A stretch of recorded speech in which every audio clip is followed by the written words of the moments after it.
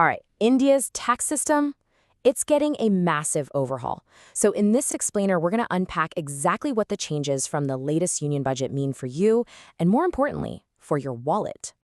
Okay, let's just jump right in with a number. 12,75,000 rupees. Keep that number in your head. So, why is this specific figure suddenly so important for your finances? What's the big deal? Well, because for literally millions of us who are salary taxpayers, this is the new magic number. It's a huge increase in the amount of money you can earn before you have to pay a single rupee in tax. A really big deal. Okay, so how on earth is that even possible? I know, it kind of sounds a little too good to be true, right? But stick with me, we're going to break down the math behind this number that's been all over the headlines. So the secret sauce here is something called a tax rebate. The easiest way to think about it, it's like a direct discount on your final tax bill. And under these new rules, if your taxable income is 12 lakh rupees or less, this rebate kicks in and just poof, it completely wipes out the tax you owe. Gone. Let's walk through it for a salaried person, because this is where it gets interesting. You start with your gross salary, right? Let's say it's that 12.75 lakh. Then you get to subtract a standard deduction of 75,000 rupees. And that brings your taxable income down to exactly 12 lakh rupees. And that right there is the magic threshold where the rebate kicks in and makes your final tax bill a big fat zero. But, this whole tax-free thing, it's really just one piece of a much bigger puzzle. What's really changed is that the government has made this new simplified tax system the default option for everyone. So when you go to file your taxes, this is the system you'll be in automatically. Yeah, the entire slab structure has gotten a makeover. The basic tax-free limit is now up to 4 lakh rupees. And you can see the rates are generally lower across most of the income brackets. The thinking behind this, of course, is to leave more money in your pocket. The hope is that you'll go out and spend it, or maybe invest it, and help boost the economy.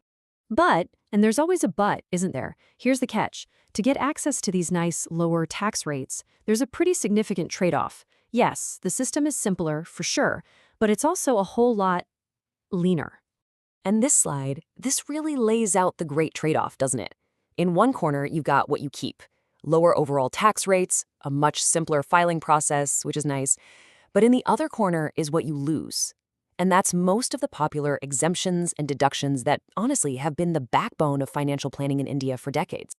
So, what's actually left in your tax-saving toolbox? Well, not a whole lot, to be honest. That standard deduction we talked about for salaried folks and pensioners, that's still there. And a few other really specific things, like your employer's contribution to the national pension system, the NPS, are still around. Okay, but this is the really big one. This is what you have to give up. We're talking about major deductions, like house rent allowance, HRA, and leave travel allowance, LTA. They're gone. And so are most of those super popular Section 80C investments. Things like life insurance premiums, PPF, certain mutual funds.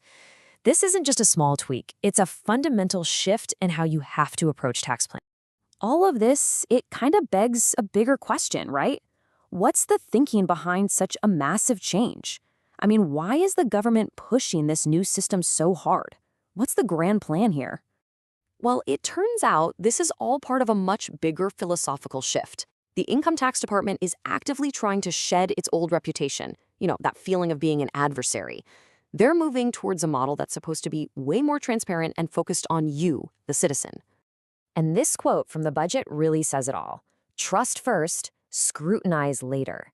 This perfectly captures the new mindset. The idea is to encourage all of us to comply with taxes, not out of fear, but by starting from a place of trust.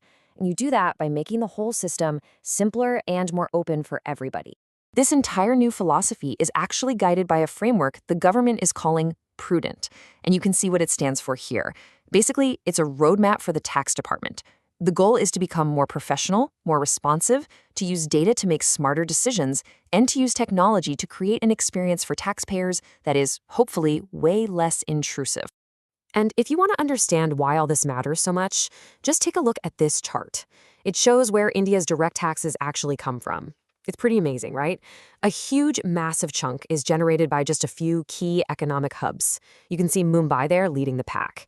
This really highlights why creating a simpler, more efficient tax system in these specific areas is absolutely crucial for the whole country's finances. Okay, so we've gone through a lot. Let's bring it all home. What is the bottom line? What does all of this actually mean for you? Let's quickly summarize the most important takeaways.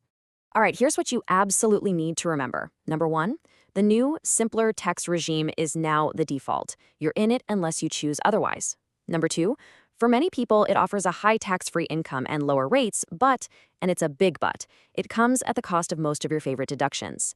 And finally, and this is super important, you still have the choice. You can opt for the old regime if you do the math and find out it actually saves you more money. And all of this really leaves us with one big final question to think about. As the government continues to simplify the tax code, as it removes these long-standing incentives for certain types of investments, are we actually witnessing the end of an era? What does this mean for the future of how you think about saving and investing as a core part of your personal finances here in India?